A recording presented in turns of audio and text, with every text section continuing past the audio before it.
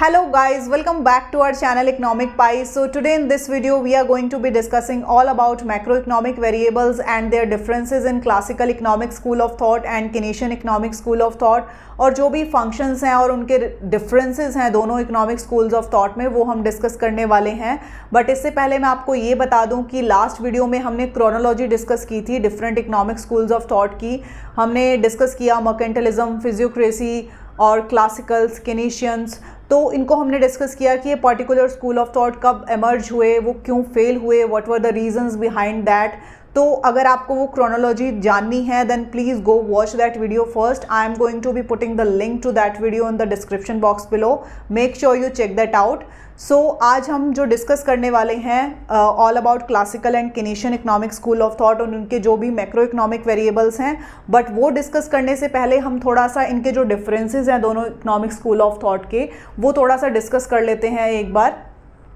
तो क्लासिकल और केनीशियन economic school of thought, सबसे पहला जो इनका डिफरेंस था that was regarding aggregate supply and aggregate demand. अब जो क्लासिकल इकोनॉमिक्स थी this is all about supply side economics, right. अब इनका जो कहना था कि एग्रीगेट सप्लाई जो है that is the primary driver of economic activity, मतलब जो भी इकोनॉमिक एक्टिविटी है उसको इन्फ्लुएंस करने का जो प्राइमरी ड्राइवर है, जो मेन रीज़न है वो एग्रीगेट सप्लाई है। एग्रीगेट सप्लाई से ही आउटपुट, एम्प्लॉयमेंट, ये सब कुछ डिटर्मिन होता है, राइट। और ये इसको हम बोल सकते हैं कि प्योरली सप्लाई साइड मॉडल है। इन्होंने डिमांड की कहीं पे भी बात नहीं की, डिमांड को इन्होंने इतना एम्फेसाइज नहीं किया, राइट। और सप्लाई इन्होंने बोला कि सप्लाई जो है ये अपनी डिमांड खुद ही क्रिएट करती है। लाइक आप जितना मर्जी प्रोडक्शन करो उसकी डिमांड अपने आप ही आ जानी है। तो supply creates its own demand, मतलब इनका जो मेन एम्फेसिस था that was on supply. So this is purely supply side economics, right. अब जो केनीशियन इकोनॉमिक्स थी इन्होंने एम्फेसिस दिया था एग्रीगेट डिमांड पे। इन्होंने बोला कि नहीं, एग्रीगेट डिमांड जो है that is the primary driver of economic activity, यही इन्फ्लुएंस करती है इकोनॉमिक एक्टिविटी को। और जो भी आउटपुट है, एम्प्लॉयमेंट है, वो सब का सब किससे इन्फ्लुएंस होता है, एग्रीगेट डिमांड से।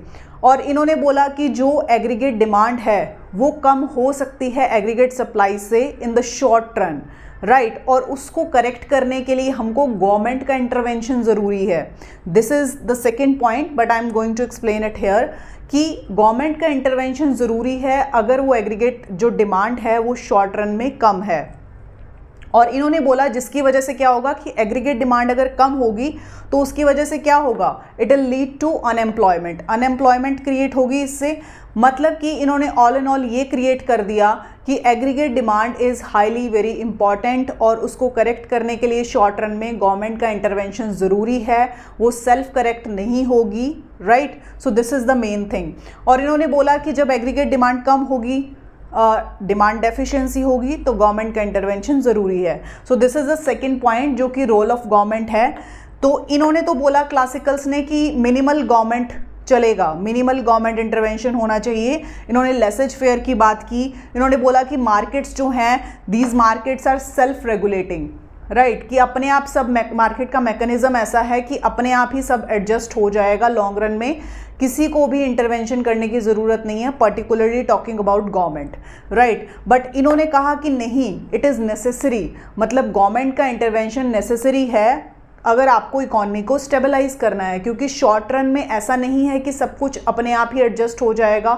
एग्रीगेट डिमांड कम होगी एग्रीगेट सप्लाई से और उसको करेक्ट करने के लिए गवर्नमेंट को इंटरवीन करना ज़रूरी है। उसको गवर्नमेंट स्पेंडिंग करनी पड़ेगी, गवर्नमेंट को मतलब जो भी फिजिकल पॉलिसीज़ हैं उनको सहारा लेना पड़ेगा, मॉनेटरी पॉलिसीज़ का सहारा लेना पड़ेगा गवर्नमेंट को, राइट। तो ये सब इन्होंने बताया कि गवर्नमेंट का इंटरवेंशन ज़रूरी है, जो केनीशियन इकोनॉमिक्स है उसने बोला। अब हम बात करते हैं प्राइजेस, वेजेस और इंटरेस्ट रेट्स की। तो जो क्लासिकल इकोनॉमिक्स है इनका मानना था कि ये फ्लेक्सिबल होते हैं, राइट, ये चेंजेबल होते हैं, इनको आप चेंज कर सकते हो। तो जो भी मतलब अगर मार्केट मैकेनिज्म में थोड़ा बहुत डिस्टर्बेंस आता है तो अपने आप करेक्ट हो जाता है। बट इन्होंने बोला कि नहीं, मतलब कि जो वेजेस हैं, इंटरेस्ट रेट्स हैं, ये स्टिकी होते हैं शॉर्ट रन में, मतलब इतनी जल्दी से इनको चेंज नहीं किया जा सकता है कि अगर एक आपकी सैलरी डिटर्मिन हो गई एक साल के लिए तो वो एकदम से चेंज नहीं हो जाएगी इन बिटवीन, राइट, तो वो पूरे साल के लिए वही रहेगी। तो इन्होंने बोला कि जो वेजेस इंटरेस्ट रेट्स हैं वो स्टिकी होते हैं इन द शॉर्ट रन। अब इक्विलिब्रियम की बात करें तो इन्होंने बोला, जो क्लासिकल्स हैं इनका मानना है कि ऑल टाइम फुल एम्प्लॉयमेंट पे होती है इक्विलिब्रियम इकोनॉमी में, राइट। और इन्होंने बोला कि एग्रीगेट सप्लाई जो है वो वर्टिकल होती है इस तरीके से। और अकॉर्डिंग टू केनेशियन इकोनॉमिक्स उन्होंने क्या बोला कि शॉर्ट रन में फ्लक्चुएशंस होती हैं और उसकी करेक्शन जो है वो गवर्नमेंट को के इंटरवेंशन से ही होती है, जैसा कि हम ऑलरेडी डिस्कस कर चुके हैं।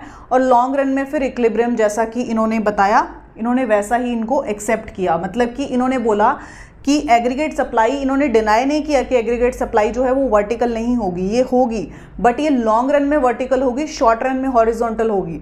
बट इन्होंने बोला कि एग्रीगेट सप्लाई हमेशा क्या है, वर्टिकल ही होती है, राइट। मतलब कि हम हमेशा फुल एम्प्लॉयमेंट पे ही होते हैं, बट इन्होंने बोला कि हम अंडर एम्प्लॉयमेंट इक्विलिब्रियम भी इकोनॉमी में हो सकता है।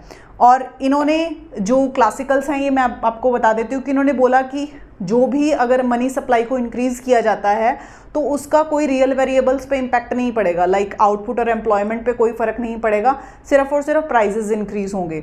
और इनका ये भी मानना था कि परफेक्ट इन्फॉर्मेशन होती है सभी को मार्केट की। So these were all the differences of classicals and Keynesians. तो अब हम करने वाले हैं जो भी मैक्रो इकोनॉमिक वेरिएबल्स हैं और उनके डिफरेंसेस हैं दोनों इकोनॉमिक स्कूल्स ऑफ थॉट में। So let's discuss about these. So now let's just discuss about all the differences of macroeconomic variables in classical economics and Keynesian economics. So let's start with saving function. तो saving function, this side we are going to be discussing about classical economics and that side is Keynesian economics. सबसे पहले हम बात करते हैं saving function की। तो classical economics में सेविंग फंक्शन के लिए क्या बोला गया है कि saving is the increasing function of interest rate. मतलब कि अगर इंटरेस्ट रेट ज़्यादा होगा तो ऑफ कोर्स हम ज़्यादा सेव करेंगे क्योंकि हमें रिटर्न ज़्यादा मिल रहा है। और इन्वेस्टमेंट फंक्शन के लिए क्या है कि investment is decreasing function of rate of interest. मतलब कि अगर जब रेट ऑफ इंटरेस्ट डिक्रीज होगा तो इन्वेस्टमेंट ज़्यादा होगी क्योंकि ऑफ कोर्स बिजनेसेस को कम इंटरेस्ट रेट पे लोन्स मिलेंगे तो इन्वेस्टमेंट ज़्यादा होगी। सो दैट इज़ सिंपल। और इक्विलिब्रियम कंडीशन होगी जब सेविंग इन्वेस्टमेंट के इक्वल होगी। सो दैट्स हाउ ये मार्केट क्लियरिंग कंडीशन है जहाँ पे सेविंग जो है वो इन्वेस्टमेंट के इक्वल हो जाती है। और यहाँ पे जो सेविंग की डेफिनेशन इन्होंने दी है that is S is equal to Y minus C. मतलब कि हमारी जो इनकम है उसमें से हम जो भी हमने कंज्यूम करना है वो कर लिया है, उसके बाद हम सेव करते हैं। मतलब जितना हमने कंजम्पशन किया इनकम में से वो कर चुके हैं, सेविंग उसके बाद आती है, राइट। और जो मैंने यहाँ पे ये रेड कलर से मार्क किया है ये डिफरेंसेस हैं। बेसिकली डिफरेंसेस को शोकेस करते हैं कि केनेशियन इकोनॉमिक्स और क्लासिकल इकोनॉमिक्स में कहाँ पे मैक्रो इकोनॉमिक वेरिएबल्स में या फंक्शंस में जो आपको डिफरेंसेस मिलेंगे। तो केनेशियन इकोनॉमिक्स में क्या बोला गया कि saving is the function of income, right, increasing function of income. Means कि जैसे जैसे इनकम इंक्रीज होगी हमारी सेविंग इंक्रीज होगी। बट क्लासिकल्स ने क्या बोला था कि saving is the increasing function of rate of interest, right. तो यहाँ पे इन्होंने रेट ऑफ इंटरेस्ट की बात की, इन्होंने इनकम की बात की कि इनकम पे डिपेंड करती है हमारी सेविंग कि जब हमारी इनकम इंक्रीज होगी तब हम ज़्यादा सेव करेंगे और अगर इनकम कम होगी तो हम कम सेव करेंगे। बट इन्होंने बोला कि रेट ऑफ इंटरेस्ट पे डिपेंड करती है सेविंग की रेट ऑफ इंटरेस्ट अगर कम होगा तो हम सेव कम करेंगे, ज़्यादा होगा तो हम ज़्यादा सेव करेंगे। So that is the main difference here. बाकी तो सब सेम है कि investment is the function of rate of interest. Saving जब इन्वेस्टमेंट के इक्वल होगी तो वहाँ पे मार्केट इक्विलिब्रियम में होगी। और उसके बाद में सेविंग की इन्होंने सेम ही डेफिनेशन दी है कि कंजम्पशन करने के बाद जो बचता है इनकम में से वो हम सेव करते हैं। सो that is the difference basically, कि जो डिफरेंस है बेसिकली सेविंग फंक्शन में है यहाँ पे दोनों ही इकोनॉमिक स्कूल ऑफ थॉट में। So now let's just discuss about money demand function, money supply function and equilibrium condition। तो बेसिकली हम यहाँ पे बात कर रहे हैं मनी मार्केट की। तो जो हम ISLM में पढ़ते हैं money market, goods market, labour market, तो ये सब कुछ जो है ये इक्वेशंस के थ्रू ही यहाँ पर रिप्रेजेंट किया हुआ है। तो ये जो तीनों इक्वेशंस हैं ये मनी मार्केट को रिप्रेजेंट कर रही हैं, जैसे कि ये लास्ट वाली जो तीन है ये लेबर मार्केट को रिप्रेजेंट कर रही हैं। तो सबसे पहले हम ये डिस्कस कर लेते हैं। तो जो क्लासिकल्स हैं उन्होंने बताया कि जो मनी की डिमांड होती है वो लोग करते हैं ट्रांजैक्शन के लिए या फिर करते हैं प्रिकॉशनरी मोटिव के लिए। ट्रांजैक्शन मतलब जो डे टू डे आपकी नीड्स हैं, आपने कुछ बिल भरना है या फिर कुछ भी डेली की नीड्स हैं आपकी, उसके लिए लोग डिमांड करेंगे मनी की, या फिर प्रिकॉशनरी मोटिव के लिए कि कल को अगर कुछ होता है लाइक अनफोर्सिन कोई इमरजेंसी है, उसके लिए लोग अपने पास पैसा होल्ड करके रखते हैं या फिर मनी की डिमांड करते हैं। तो ये दो उन्होंने मोटिव्स बताए थे मनी डिमांड के। उन्होंने स्पेकुलेटिव डिमांड के बारे में कुछ भी मेंशन नहीं किया था क्लासिकल इकोनॉमिक्स में। तो इन्होंने as you can see here कि जो मनी की डिमांड है that is the function of price and real income, right, this is price and this is real income. और के जो है दिस इज कांस्टेंट, मतलब कि आपकी जो इनकम है उसका जो पोर्शन है लोग किसके लिए रख रहे हैं, right, so that is constant कि ट्रांजैक्शन मोटिव के लिए और प्रिकॉशनरी मोटिव के लिए। And next is money supply function. तो इन्होंने यहाँ पे money supply is the function of constant इन्होंने कंसिडर किया, दैट इज m0 हेयर, क्योंकि इन्होंने माना कि जो मनी सप्लाई है वो शॉर्ट रन में हमेशा कम ही रखने की, स्टेबल रखने की कोशिश की जाती है। और इसको कौन कंट्रोल करता है, सेंट्रल बैंक कंट्रोल करता है, गवर्नमेंट कंट्रोल करती है। तो इन्होंने इसको मनी सप्लाई को आप बोल सकते हो कि गवर्नमेंट कंट्रोल्ड, RBI कंट्रोल्ड बताया, जो कि शॉर्ट रन में स्टेबल ही रखी जाती है, राइट, जिसमें कि ज़्यादा चेंजेस नहीं आएंगे। और इक्विलिब्रियम कंडीशन कब होगी, जब मनी डिमांड मनी सप्लाई के इक्वल हो जाएगी। अब यहाँ पे जो मैंने रेड कलर में मार्क किया हुआ है दैट इज़ बेसिकली डिफरेंस। तो अब यहाँ पे डिफरेंस जो आता है मेन क्लासिकल और केनेशियन इकोनॉमिक्स में, वो आता है मनी डिमांड फंक्शन में। तो इन्होंने, जैसे कि मैंने आपको बताया कि इन्होंने स्पेक्युलेटिव डिमांड की कोई भी बात नहीं की थी, बट इन्होंने स्पेक्युलेटिव डिमांड की बात की थी। यहाँ पे जैसे कि आप देख सकते हो हम रेट ऑफ इंटरेस्ट की बात कर रहे हैं कि अगर रेट ऑफ इंटरेस्ट ज़्यादा होता है तो स्पेक्युलेटिव डिमांड कम होती है एंड वाइस वर्सा।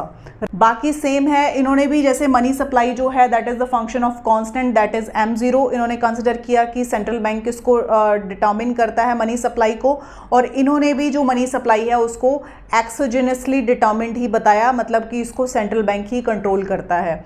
और money demand is equal to money supply, that is equilibrium condition, कि जितनी मनी सप्लाई है उसके इक्वल जब मनी डिमांड हो जाती है that is the equilibrium condition of money market. So the last one here is labour market. तो labour market में हम तीन चीज़ें डिस्कस करेंगे, aggregate production function, labour demand function and labour supply function. तो बेसिकली ये लेबर मार्केट की हम बात कर रहे हैं। तो जो क्लासिकल्स हैं और जो केनेशियंस हैं इनमें क्या डिफरेंसेस हैं इन मैक्रो इकोनॉमिक वेरिएबल्स में, वो हम डिस्कस कर लेते हैं। तो जो क्लासिकल्स हैं उन्होंने बोला कि जो आउटपुट है या फिर जो प्रोडक्शन है, व्हाई इज द आउटपुट और प्रोडक्शन, वो किसका फंक्शन है, number of workers and capital. Capital मतलब टूल्स और मशीन्स, कि कितनी आप मशीन्स यूज़ कर रहे हो, कितने आप वर्कर्स को हायर कर रहे हो, उसके ऊपर आपका आउटपुट डिपेंड करेगा, उसके ऊपर प्रोडक्शन डिपेंड करेगा, राइट। जो हम प्रोडक्शन फंक्शन स्टडी कर रहे हैं दैट इज़ दिस।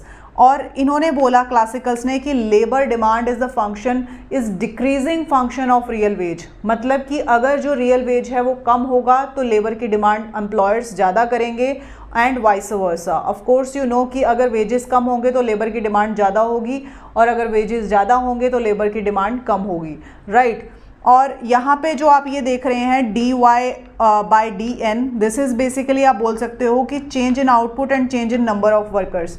अगर जो चेंज इन आउटपुट है वो एक्सीड करता है change in number of workers से, तो ऑफ कोर्स जो है लेबर की डिमांड ज़्यादा होगी, क्योंकि आपको आउटपुट वो ज़्यादा दे रहा है और नंबर ऑफ वर्कर्स आप कम हायर कर रहे हो, दैट इज़ बेसिकली दिस। तो ये चेंज को रिफ्लेक्ट कर रहा है, ओके।